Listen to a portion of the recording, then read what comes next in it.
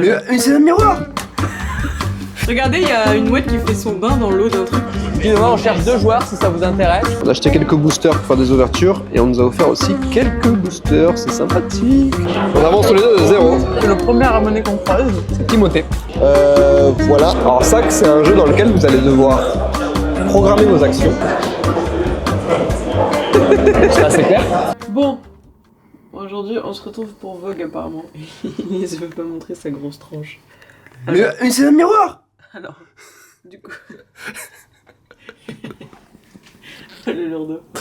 Du coup, il est 7h30 passé. Je me maquille, je me prépare. On part à 8h pile. Et pas Pétante. d'ici, de l'appart. Pour aller prendre un café à Copenhagen. Café. Qui est genre peut-être un des meilleurs coffee shops, je pense. Enfin, coffee shop, c'est une boulangerie, mais il n'y a que ça ici. En tout cas, hier, j'allais dire. L'année dernière, on y allait, c'était pas mal. C'était vraiment pas mal. Ça y est! C'est parti, let's go. On est prêt, on est sapé comme, tu m'as dit, une randonneuse hier, c'est ça? Avec ma hatatas. Et toi, tu es? Sapé comme un randonneur. C'est la même veste qu'il y a, mais il tient à vous dire que c'est pas un crasseux. Je me lave une fois par semaine. Il a pris une deuxième veste, mais elle est trop épaisse et du coup, après, on a chaud dans le festival. Et après... Pose outfit, c'est ça? Il a des Converse, pardonnez-le. Bon allez, on va se prendre un café au Copenhagen Café et ensuite on va dans la file. Il est déjà quelle heure là? Merci Elias. Il est 8h11. Je fais du commercial. Il est 8h11. Ah oui, ce qu'on nous a pas dit hier, c'est qu'on a réussi à récupérer la carte de visite de qui? On a réussi à récupérer, il nous l'a donné gratuitement avec envie quoi, mais... de qui? De Romain Nicolas qui travaille chez Legend Story et qui T'es où? s'occupe de Flesh and Blood en France. Ouais, En Europe même. on lui a dit qu'on avait une chaîne YouTube et il a dit qu'il était intéressé qu'on devait lui envoyer ça sur son mail pro. Donc c'est ce qu'on fait aujourd'hui parce que figurez-vous qu'on avait oublié hier. Voilà, on est assez con pour ne pas vouloir se développer apparemment. Enfin bref, regardez, il y a une mouette qui fait son bain dans l'eau d'un truc, je trouve ça très stylé.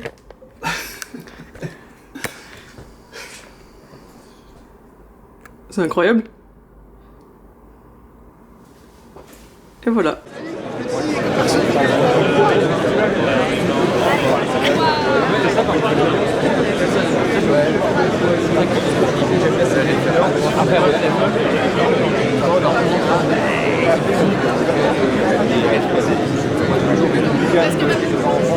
Excusez-moi, on cherche 2 joueurs si ça vous intéresse. Blockbusters, c'est donc le prochain jeu à venir chez Super Meeple, fin d'année ou début d'année prochaine. Et c'est un jeu d'affrontement pour 2 à 4 joueurs de 10 ans et plus et pour des parties de 30 à 45 minutes. Donc dans Blockbusters, vous allez piloter des mechas, donc des mechas qui sont représentés ici. Et votre but, c'est de combattre vos adversaires. La particularité du jeu, c'est que vous allez utiliser cette structure que vous avez en main pour pouvoir programmer les actions de votre mecha. Donc comment est-ce que ça va se passer? Vous allez utiliser des batteries pour programmer vos actions et faire dans l'ordre tout ce qui s'y trouve.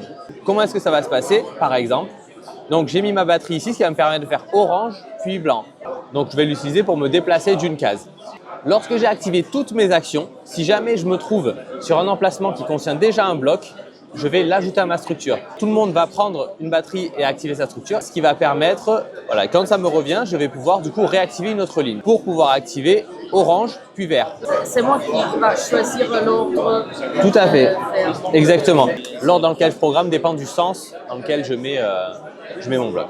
On va tous programmer nos 3 actions comme ça, l'un après l'autre. Quand c'est plein, on va retirer nos blocs et donc ensuite ces blocs vont tomber sur le terrain.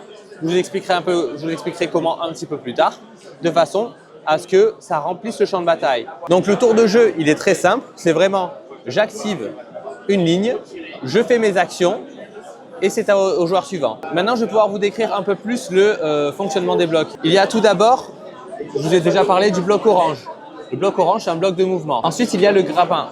Le grappin, c'est le bloc jaune. C'est donc un autre bloc de mouvement qui lui vous permet de venir au contact soit d'un bord du plateau, soit d'un building, soit d'un autre méca. En fait, c'est tous les éléments qui sont tangibles, qui sont visibles sur le plateau. Par exemple, imaginons que je sois vert et que j'utilise le grappin, je vais pouvoir venir au contact d'un méca ou bien je vais pouvoir l'utiliser pour venir par exemple au contact de ce bâtiment.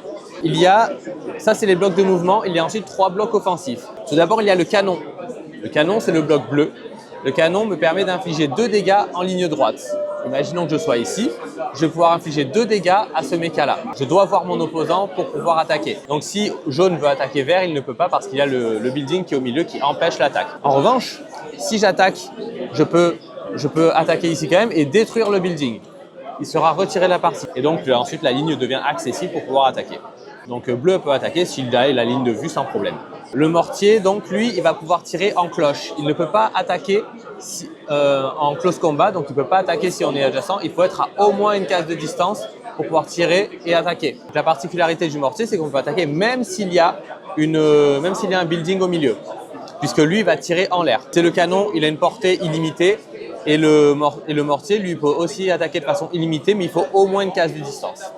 Donc si j'attaque qu'il y a un building, à ce moment-là, ça va pousser mon adversaire, détruire le building et ça fera un dégât supplémentaire du fait qu'il ait pris un dégât comme ça. Et effectivement, si j'attaque un adversaire et je le pousse contre notre adversaire, les deux vont prendre un dégât supplémentaire. Donc la même chose s'applique si on est sur le bord d'un plateau. Ça fait un damage supplémentaire. Il ne reste plus qu'à voir the sword, so close combat, donc l'épée. L'épée, il faut être au corps à corps pour pouvoir l'appliquer. Et c'est 2 dégâts et je repousse d'une case. Et les dégâts environnementaux s'appliquent de la même façon. Donc c'est le fonctionnement des blocs. Il nous reste plus qu'à voir comment fonctionnent les dégâts. Vous avez tous 18 cubes à votre couleur qui correspondent à vos points de vie. Vous allez mettre vos 18 points de vie dans le sac. Et vous allez également ajouter 6 cubes blancs, qui sont les cubes de blindage. Donc, quand j'attaque mon adversaire, imaginons que je l'attaque au canon, je vais pouvoir lui infliger 2 dégâts. À ce moment-là, mon adversaire, donc si j'attaque vert, vert va tirer 2 cubes de son sac. Donc ça fait 2 dommages, je descends de 2 sur la piste. Si jamais j'ai un blindage, à ce moment-là, ce ne sera pas un dégât supplémentaire. Et tous les dégâts, tous les cubes qui sont retirés du sac, sont retirés définitivement. Une autre chose, c'est que quand on vous inflige des dégâts, c'est le joueur qui vous a attaqué qui va récupérer les cubes de votre couleur. C'est ce qui va constituer ses points de dégâts pour la fin de partie. À la fin de la partie, je vais scorer mes points de vie qu'il me reste, plus les points de dégâts que j'ai infligés à mes adversaires. Cela donc, c'est les esquives. Si vous les tirez de votre sac, de vous déplacer d'une case. Ça va vous permettre non seulement de récupérer des cubes, mais potentiellement d'esquiver des attaques un peu plus fortes. Je vais m'expliquer. Par exemple, imaginons qu'un adversaire m'inflige un coup de mortier, donc je prends mon premier coup de mortier et je tire une esquive de mon sac. À ce moment-là, ça va me permettre d'esquiver, donc de sauter d'une case, ce qui fait que le prochain coup de canon, je ne le prendrai pas puisque je ne suis plus dans l'alignement pour le tir. Donc cela, déjà, on va avoir une compensation au premier joueur, ce qui fait que le premier joueur n'en tirera pas, le deuxième en tirera 1, le troisième en tirera 2, etc. Et il y aura la possibilité d'en récupérer d'autres quand vos points de vie descendent. À chaque fois que vous passez ici, vous allez récupérer une esquive que vous ajoutez à votre sac. Nous allons pouvoir commencer. Le placement au début, c'est de manière aléatoire? Non, c'est vous qui allez choisir. Merci. Ça, je le remets sur le terrain. Il faut déterminer un premier joueur. Alors, j'ai pas de règle pour ça pour l'instant, donc ce sera au hasard. On peut dire que tu commences? Ouais. Donc, she will start. Donc tu ne prends pas de bloc, tu te places où tu veux. De façon, idéalement, essayer de récupérer des cubes dans pas trop longtemps. Si je me mets je peux me mettre à côté? Alors non, tu te mets uniquement sur la ceinture extérieure. Ok, so here. Par exemple. Okay. And So you go. You can place everywhere you want. Okay.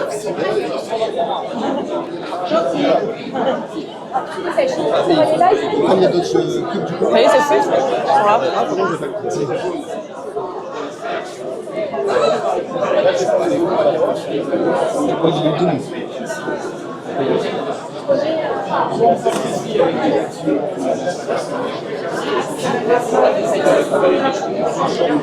Ok, donc maintenant c'est à ton tour. Ouais. Tu vas pouvoir venir enclencher une batterie sur une de tes lignes où tu veux, hein. Même un bloc c'est toujours une ligne. Ok. Ah oui, je ne vous ai pas expliqué que le blanc ne fait rien, c'est juste une structure. Tu peux mettre une batterie sur ta structure pour pouvoir faire un déplacement. Ok. Donc tu vas prendre par exemple ton cube noir, tu vas le mettre là et tu vas dire ça me permet de faire un déplacement d'une case. Ok. Donc comme ça c'est bon. Par Et exemple, j'active, je me déplace. Tu te déplaces, je me mets dessus. voilà.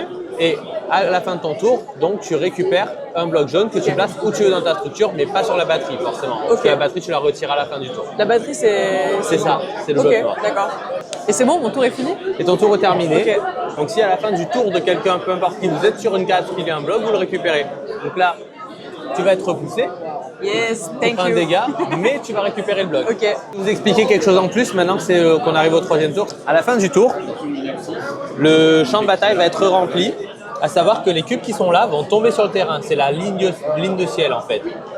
Chaque cube va tomber sur la case correspondant à sa couleur. Par exemple, rouge va arriver sur rouge, ce bleu-là va arriver sur ce bleu-là, orange sur orange, etc., etc. Sur chaque ligne, il va y avoir 2 blocs de plus. Et donc, vous allez avoir 2 nouveaux types de blocs.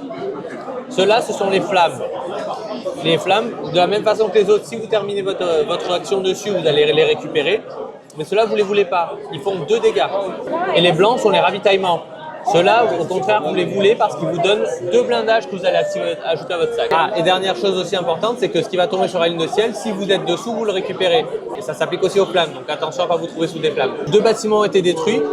Et pour un point de déplacement, vous pouvez vous déplacer de tunnel en tunnel. En fait, ce sont des tunnels sous les bâtiments. Vous pouvez vous déplacer de tunnel en tunnel pour un point de déplacement. Même si je suis dessus là, il me faut un mouvement. Un mouvement. Ah, il faut que je passe Ouais. dessous, ok. Ça, ouais.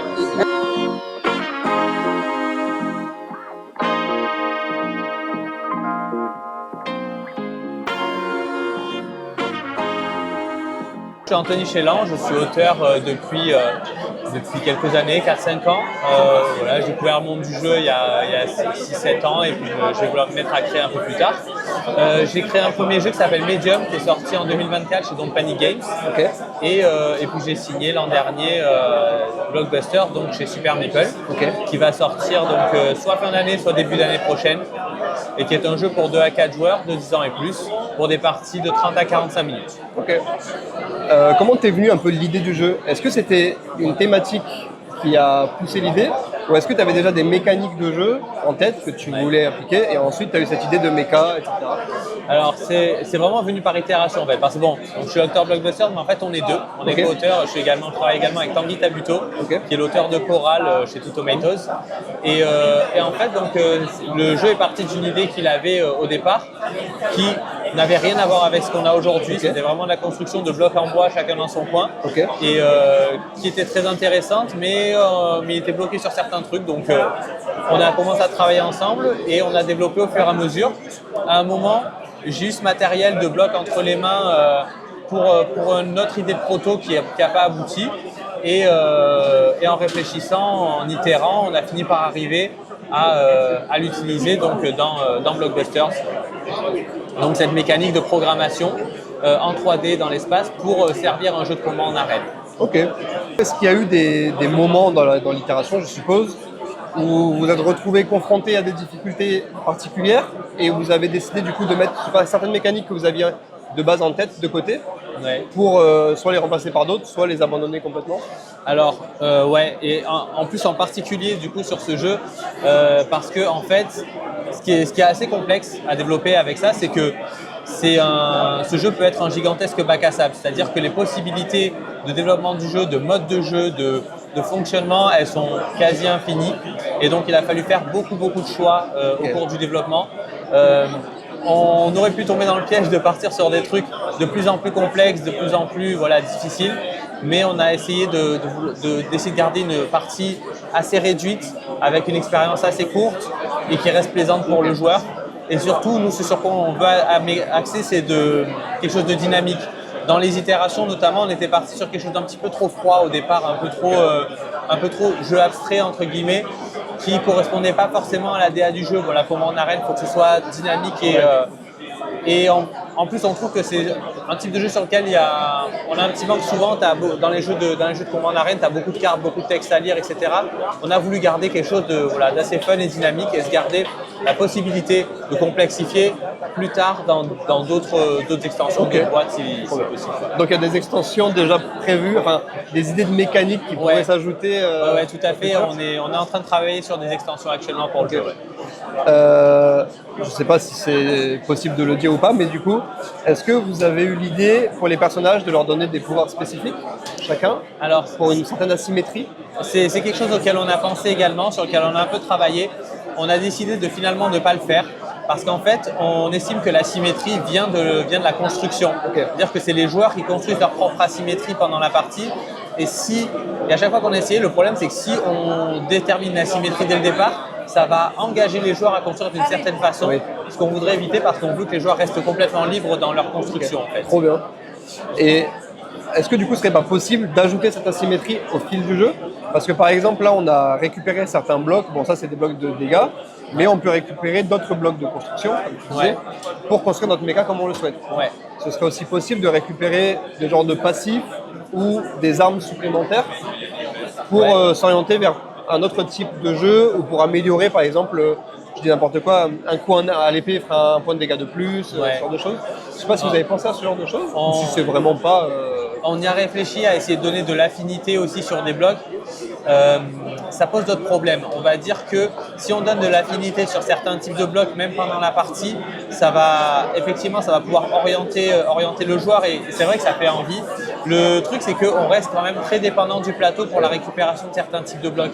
Et si on commence à se lancer là-dedans, le souci, c'est que certains joueurs vont être avantagés en fonction de leur positionnement sur le terrain, ce qu'on voudrait éviter. En fait, on marche un peu sur un fil sur le développement parce que forcément, on a toujours cette balance entre les idées possibles et le développement possible et garder le contrôle et l'équilibre sur le jeu.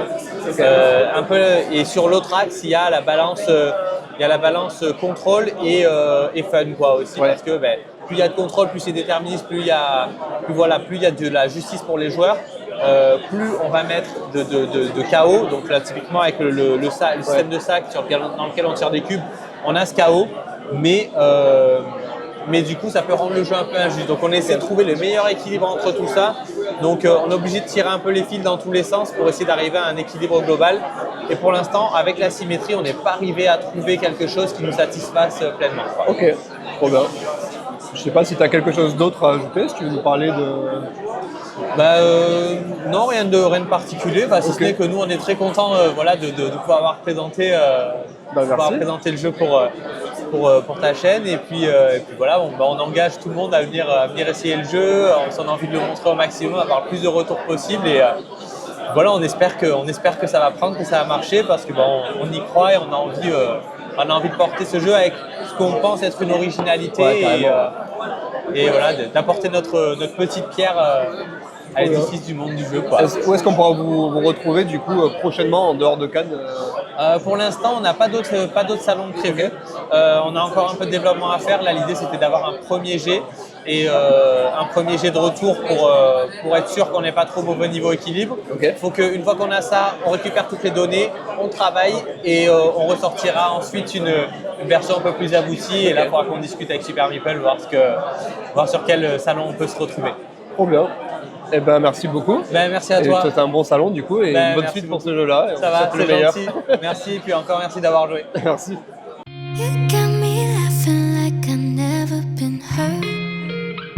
Bring on my good side when I'm at my worst. Alors là, on découvre Rise TCG du coup, qui est un gameplay qui s'apparente beaucoup à Magic. Donc leur but, ils nous l'ont dit, c'était pas de révolutionner le TCG, mais quand même d'y apporter quelque chose d'un peu frais, notamment dans le design des cartes et dans la finition des cartes qui est incroyable. Mais par contre, c'est vrai que d'un point de vue règles, au salon, avec le bruit autour et tout, ça a été un peu compliqué à assimiler.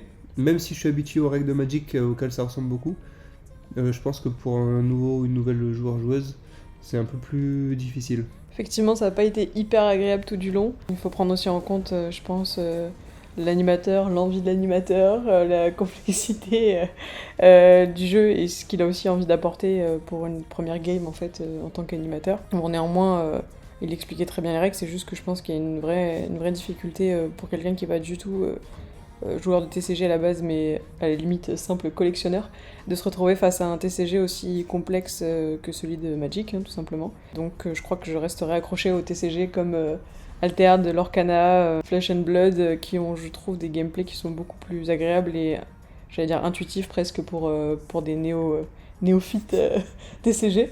Donc voilà, mais pour la beauté de la collection et des cartes toutes plus belles les unes que les autres, eh ben, c'est un grand oui. Et d'ailleurs, rendez-vous sur notre chaîne avec plein de petits shorts d'ouverture de booster Rise qui vont sortir et on espère vous avoir au rendez-vous. I think I like you. On a craqué sur Rise TCG qui est incroyable. On a acheté 2 decks des démarrages. On nous a offert le deck de token. On a acheté quelques boosters pour faire des ouvertures. Et on nous a offert aussi quelques boosters. C'est sympathique. Merci beaucoup à Rise et à Bastien qui était sur le stand. On s'est également rendu au stand de Yellow pour essayer le jeu Agent Avenue dont on avait entendu pas mal parler sur d'autres vidéos. Plutôt sympa, le retour en vrai assez positif. Je trouve que c'est un jeu hyper simple qui se comprend extrêmement facilement. Et d'ailleurs, il est tellement simple qu'on a très vite envie de passer à la version un peu plus complexe, si je puis dire, avec d'autres objectifs débloqués. En fait, c'est la version où on retourne le plateau, on a d'autres cartes qui arrivent. C'est un très bon jeu de bluff au final, parce que tout l'intérêt du jeu c'est de proposer 2 cartes à son adversaire, une face cachée, une face ouverte, et on va appliquer l'effet de la carte qu'on va garder pour soi en fait, et lui l'effet de la carte qu'il va récupérer. Tout l'intérêt c'est de donner les bonnes cartes au bon moment, de bluffer l'adversaire comme il faut, pour soit le faire reculer, soit avancer, afin de le rattraper dans le sens des aiguilles d'une montre. Et donc les parties vont très très vite, on a vite envie de recommencer.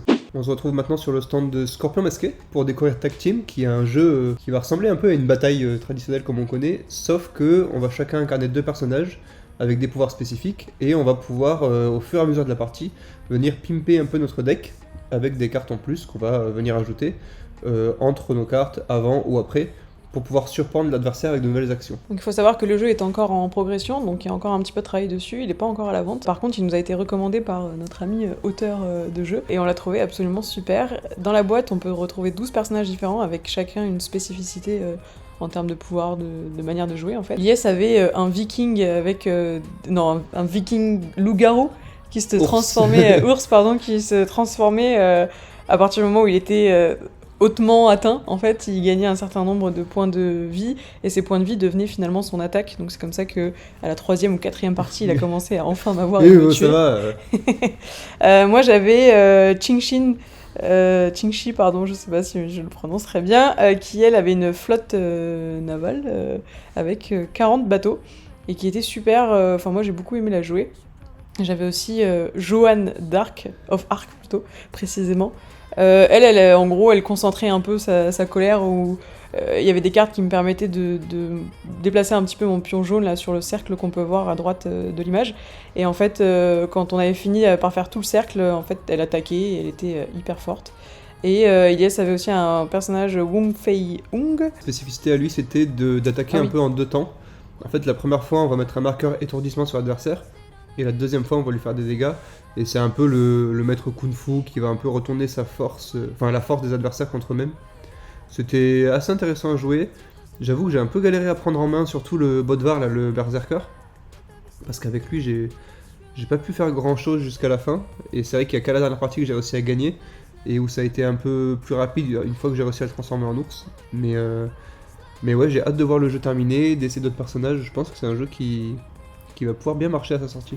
Complètement, moi j'ai adoré, je trouve ça même dommage qu'on ait eu accès qu'à ces 4 personnages, mais en même temps ça se comprend totalement. J'ai juste qu'une envie maintenant, c'est qu'on découvre les prochains, qu'on voit un peu comment le gameplay peut changer, quelles sont les cartes qui correspondent du coup aux personnages, etc. etc. Donc un bon petit coup de cœur, et je crois que ça a été le cas pour pas mal de gens sur le salon, honnêtement, qu'on attend de voir ce que ça donne, mais on sera là à sa sortie. Qu'est-ce qu'on a bien aimé? Tout Aujourd'hui, c'est tout, hein, qu'on a acheté. Vive les TCG. On a arrêté les TCG. Alors oui, Au festival. mais t'as craqué ton trip. Moi Flesh and Blood, c'était un set, 60 € quand même. Bah ouais. Hein. Rise, c'était un petit truc aussi, à 110 € quand même. C'est osé, hein. Non mais. Mais Rise, vraiment, vous allez voir dans les vidéos. Je veux dire, quand tu verras l'opening, bah, ils changeront d'avis aussi quoi. On va faire des vidéos, mais en vrai, c'est encore un autre monde. Le mec de Rise a été quand même très généreux. Il nous a offert genre, sur 115 € d'achat, il nous a offert 100 € de gifting. Moins quand même, je pense. Voilà. On a acheté combien de boosters? Ah non, Ah si. on a acheté 2 decks, donc ça fait 50 balles en tout. Ouais. Plus combien de boosters? 10. Ouais. Donc on a acheté pour 110, Ouais, c'est ce qu'il a dit. Et il nous a donné, 4 boosters à 7,50. mais bien plus. 6 boosters. Et 7 même. En 6. Plus Un deck de un token deck de tokens. à 25 balles. Donc si, c'est quand même cool. Là, il fait le tatillon. Non mais oui. Le mec, on lui offre un truc à 5 € maintenant, il est pas content. Non même, tu prends n'importe qui. Non, t'es juste Ilyes Boumediene, c'est bien déjà. C'était vraiment généreux. Pour les misophones, c'est ça, hein. Ceux qui entendent la soupe miso. Ouais. Passez votre chemin pour... Misophobe. Pas de- Bah phobe. La phobie des bruits de bouche, c'est phobe. C'est quand même misophone pour le son. Donc ça n'a rien à voir et c'est pas du tout ça. Il nous a donné tout ça en nous disant Oui. c'est pour votre chaîne, pour vous aider en gros à démarrer pour que vous kiffiez et que vous fassiez un peu de contenu autour. Je vous fais genre 100 balles de gifting. Alors, je sais pas si c'est vrai ou pas. Dans tous les cas, c'est quand même très généreux. Ouais. Et dans tous les cas, on prend et c'est incroyable. Le mot nous a fait plaisir. De fou. Et il nous arrive un truc de dingue. Après justement cet achat de dingue, Et là, c'est tu vas aux vraiment- toilettes. Je t'attends dans un coin du truc là. Et il y avait 2 gens à côté qui mangeaient un sandwich. Pendant qu'il était en train d'essayer de créer du contenu pour vous, pour montrer justement ce qu'on avait acheté sur Rise. J'ai filmé un peu les boosters et les decks. Ensuite tu es arrivé, on s'est dit, tu vas faire une story. Donc on a posé les trucs, en gros il y avait des cailloux et tout. On les a posés là-dessus pour que ça fasse un peu joli. Et la dame à côté nous a dit, ah oui c'est sûr que c'est mieux dans les cailloux, machin, parce que sinon il y avait... Enfin bref, c'était moche quoi. Non, elle a dit que c'était joli, ouais. Oui, elle a dit c'était mieux avec Ouais. les cailloux. Et le mec avec qui elle mangeait nous a dit, ah oui mais je vous suis depuis quelques temps. C'est le premier abonné qu'on croise, C'est Timothée. Timothée. Bonjour à toi. Je passe par là, vraiment bonjour, très très gentil. Ça nous a grave touché Ouais. parce que c'est la première fois qu'on voit un abonné. En 3 ou 4 mois de carrière. C'est pas tous les jours, en fait c'est la première fois, donc. Mais je veux dire, Clairement pas tous les jours. quand c'est la première fois que ça t'arrive dans une vie de, on va dire, créateur de contenu, ça fait vraiment quelque chose de se rendre compte qu'il y a vraiment des vrais gens qui te suivent et en plus ils te croisent par hasard dans un festival du jeu. C'est incroyable, enfin, la sensation elle est folle. On a Du été coup, choqués pendant... 20 à 30 minutes. Elias et moi, vu qu'on est très sensibles, on était à 2 doigts de pleurer. Il n'y en a pas un pour attraper l'autre. Il y a les deux avec les larmes aux yeux comme ça. Voilà, c'est tout l'effet que tu nous fais, Timothée. En tout cas, merci. Merci beaucoup. Ouais. On l'avait déjà dit, mais si vous nous voyez, n'hésitez pas à venir nous voir. Du coup, là, c'est cool parce que Timothée, lui, il n'a pas eu besoin, mais je veux dire, il nous l'a quand même dit, donc ça, c'est cool, tu vois. Il aurait pu ne pas venir ou quoi. Donc voilà. Trop bien. Donc, on va finir le repas et puis. On se retrouve chez Quick. Allez. À peu près. Ciao. Ciao.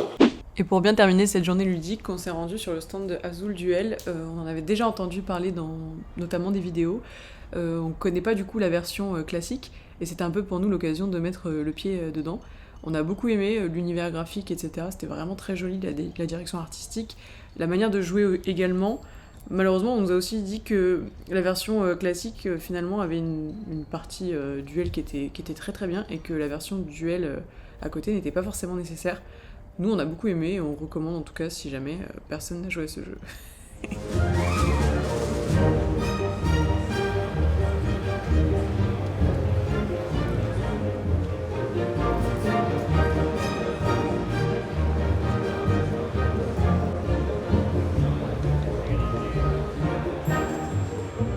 Alors SAC, c'est un jeu dans lequel vous allez devoir programmer vos actions en anticipant du coup au maximum celle de l'adversaire pour aller chercher, pour aller remplir la mission qui vous est proposée au début de la partie, qui est de réunir une certaine combinaison de joyaux qu'on va retrouver au centre du terrain.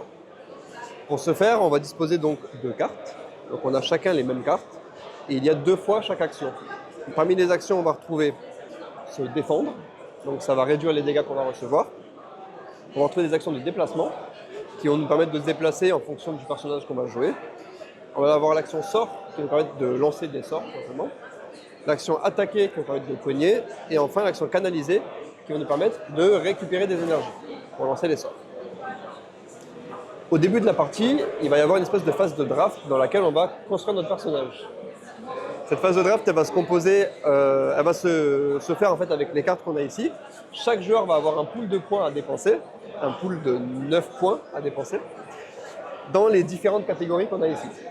Chaque carte va rapporter une certaine statistique, un certain nombre de statistiques, et plus la carte est puissante, évidemment, plus elle va coûter de points. Le but, c'est un peu comme dans un RPG de construire son personnage pour aller ensuite s'affronter sur le terrain. On peut évidemment faire tomber à 0 les points de vie de l'adversaire, mais la mission principale, c'est quand même d'aller chercher les ressources et de s'enfuir avec. Et voilà.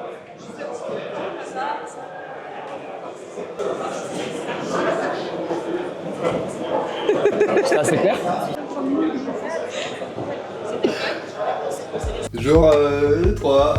Vous savez qu'il y avait une omerta sur les croix de pharmacie? Un yacht, 2 yachts, 3 yachts. Putain, ça fait 3 matins qu'on passe ici, qu'on voit les mêmes choses.